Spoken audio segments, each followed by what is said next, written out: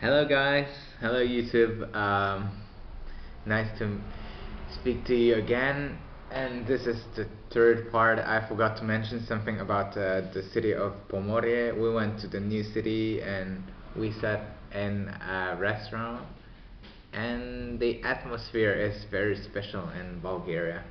Like when you're walking on the street and people are working in a restaurant on the seaside, and they will show a menu to you, but they will always speak in Bulgarian, even to me, because they don't know any other language except Russian, and I don't look like a Russian person, so they speak Bulgarian to me, and I replied in Bulgarian. It's a very cool waitress, and she was just enjoying talking to me and very relaxed, always saying, "Oh, keep just just how do you say? Never mind, just keep relaxed, and I will help you to choose some great stuff and really relax."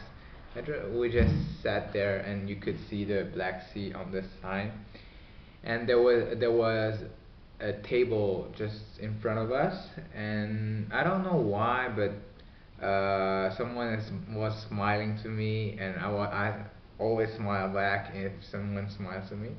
I smile back, and then I like to speak to people. I was like, "Добър ден," and she, "Oh, говорите ли български?" And I was, "Малко, малко." Like I can speak a little bit, and I asked him if I could join them. They said, "Of course." He said, "Разбира се." And then I noticed the person I was talking to was the manager of the restaurant, and is one thing I noticed in Bulgaria is that everyone has tattoo. Almost everyone has a tattoo on this arm, there, but very beautiful tattoos, and not like very, not like I don't know, tattoos I see in Western Europe are not that great. In Bulgaria, really beautiful with all details. And there were also two ladies. I talked to them, but they were not from Bulgaria, so they did not speak Bulgarian. But I was like talking in Bulgarian, and they were replying in Russian. I was like, "Are you Russian?" They said, "No, I'm Ukrainian from Kiev." I was like, "Oh, damn! I should have learned some Russian to speak here." But I don't know Russian, so she asked me if I could speak German. I said a little bit.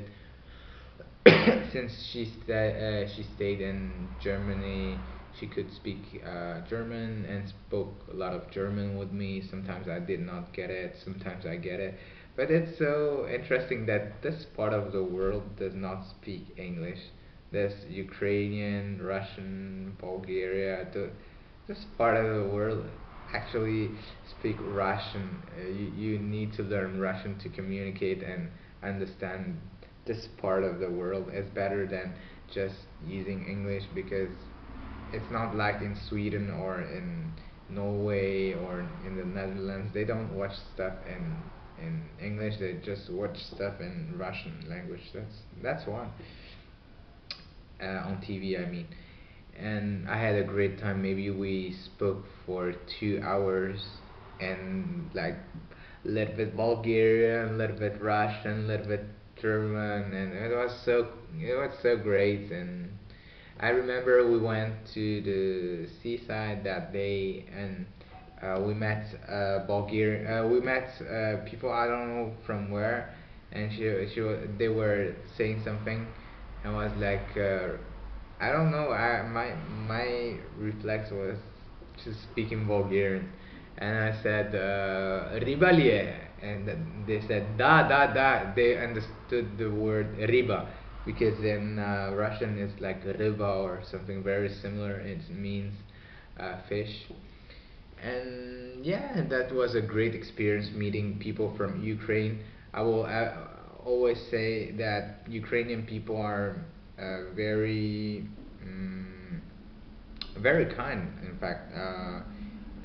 They like to talk and to learn about several topics, and I don't know. I find Ukrainian people easier to approach than Russian people. Maybe it's because I don't know Russian language, but even though I don't know Russian nor Ukrainian, I do feel that Ukrainian people are easygoing than Russian people. Maybe it's just my impression, because in Russia you have maybe almost 130 million people. You cannot generalize, but it's kind of very.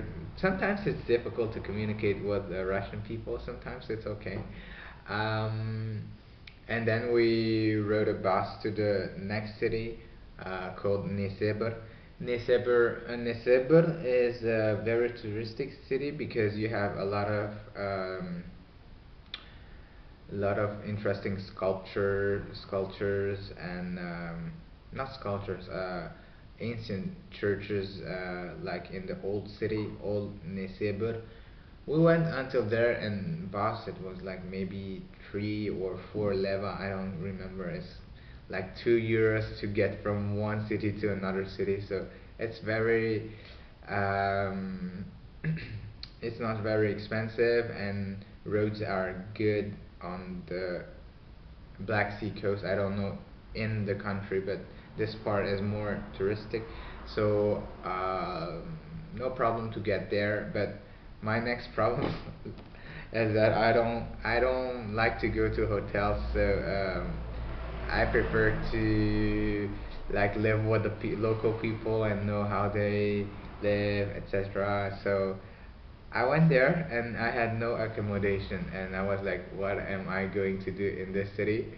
And I just keep calm, okay, Bulgarian style, just keep calm, never, never just keep cool. And I asked a lady just working next to the bus station. She was maybe toilet attendant, I don't know, someone, oh well, just cleaning the toilet, and like there for they said 1 leva for to go to the bathroom and etc. And I went to there and I said dobar den, and she replied me dobar den. I said, do you know if there is some kind of accommodation or kvartira or something? She said, I don't know, I'm not from here. And she asked somebody else, that asked somebody else, that asked somebody else. Finally, someone came to me and spoke to me, and they're always speaking Bulgarian because they don't know other languages. And they said, oh yeah, you can come to my house and rent a room, there is everything. And she called her mom. Her mom was 68 years old, and she came from the old city to the entrance of the old city to pick us up, and we walked through the old city, and I just talked in Bulgarian, keeping my Bulgarian like flowing, but not so flowing because I don't know enough words in Bulgarian. But it was kind of very interesting to get to know more mm, like older people in Bulgaria. And sometimes I didn't find my words to express what I wanted to say, but they were always smiling, so I can exaggerate and show it with my hands, and it was cool until we went to the apartment, and I don't know why we just noticed that they are actually Turkish people, but born in Bulgaria. And I was like, okay, now communication will be easier because I speak better Turkish than Bulgarian. I spoke in Turkish, and she asked me, "Are you Turkish?" I said, "Of course I'm not." And the story went on, and on the first floor there were three rooms. One room for us, another room was people from Moldova, and a third room I got to know a very nice person from Kazakhstan, and her boyfriend from Ukraine. And I will never forget that. That communication with those people was so good, and you just enjoy being with those people because they are not so complicated like people in big cities, and very welcoming. Whenever you want, you can get a tea with them, drink coffee, just sit down for 5 minutes and talk to your neighbors. And we could go up and go to the Turkish friends and just have a meal with them, or watch TV, or listening to the birds. And it was kind of very natural, like a family stay there. And it's not so expensive to stay with the family there, and it was kind of improvised. I never thought I would live with a Turkish family, but that's the interesting part of not booking a hotel when you go to a country. Just book. My piece of advice would be to just book for 2 nights, and that's it. And then you can improvise, and everything is flexible. And I remember I got sick because I mixed too many food on the same day, like ayran, which is kind of a yogurt with water and normally salt in Turkey, but they don't use salt in Bulgaria. So I drank that, eat tata, like small fried fish, and güveç, a lot of stuff, and I just got very bad, and I was so ill. I could not stand up. I had a little bit fever and all that stuff. And that Turkish family called the ambulance, and they went with me to the hospital. They translated for me because my Bulgarian is not so great, and from Bulgarian to Turkish, and I was speaking back in Turkish, and she was translating it back to the nurse in Bulgarian. Yeah, kind of very nasty adventure because yeah, good adventure because everyone helped me in Bulgaria, even when I need to buy some drugs, medicines, not drugs, like antibiotics. The Moldavian friend went with me. He spoke in Bulgarian to the pharmacist. So people are very, very helpful in Bulgaria. And we went a day to a place called Sunny Beach. It's and Bulgarian it's called Slenchevbrek. I don't really like those places because the first language I heard when I went to Slenchevbrek is Dutch. Like I knew that it's not 100% Bulgarian, but it's cool to go there, and there is a lot of atmosphere, great music, etc. But a lot of foreigners, but great Bulgarian people working there, and yeah, I don't know how to explain it, but Bulgaria is amazing. Balkanic people are amazing. They are a little bit kind of like Turkish people, very welcoming but different. Like you got a Slavic part in it, but I always thought that Eastern Europe would be very like not so happy and like a little bit I don't know, not welcoming foreigners, but it was not at all like that. Bulgarian people love when foreigners speak Bulgarian and visit their country. They're very respectful people and never had any kind of problem with Bulgarian people. Always, they are always thinking of other people, and I would like to thank my friends. Peter was working in kind of Italian restaurant in Nesever.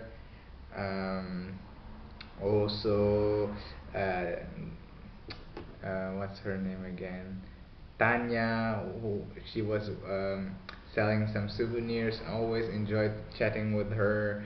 Um, Anton Bogdanov, my friend, always telling me jokes about Bollywood. And a lot of people I met. Yeah, Christina, she was working.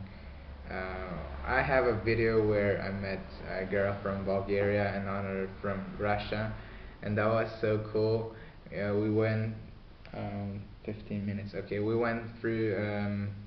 We were just walking, and there is some place where they sell houses and all that stuff. And I just looked inside, and she was like smiling and like hello, and I was like dobar den, and so happy to speak Bulgarian. And she went out and spoke to me, and she was always smiling. And her Russian friend came, and we made a great video in Russian. I cannot express how happy I was in Bulgaria, and I really want to go back to Bulgaria to experience once again this sensation of being very welcome. But next time I will be better in Bulgarian and be ready to meet some new friends, old friends, and enjoy my time in Bulgaria. But next time I'll maybe go to small places, not too touristic, like Veliko Trnovo or Stara Zagora, Sliven. I don't know, other places like Stara Zagora, Sliven, uh, Yambol, or places like that, Montana, maybe also Plovdiv. I have to see Plovdiv, to meet some great Bulgarian people. And yeah, that's it. I want to thank all the Bulgarian people I met during this trip because they were so nice to me, and I felt so welcome in this country. I never felt like that in another country except Turkey. Uh, and Bulgaria is amazing. Next year, I would like to visit it again, and also Macedonian, because I believe if I speak Bulgarian, I can communicate in Macedonian. If I'm wrong, just correct me. I know that those languages are different, but not so different. So it's we can communicate if one people speak Macedonian and the others speak Bulgarian. It's possible. So thank you. Много мерси за всичко. И българин са много, много, много любезни. Аз обичам България и ще видим пак приятели от България. Благодаря. Bye.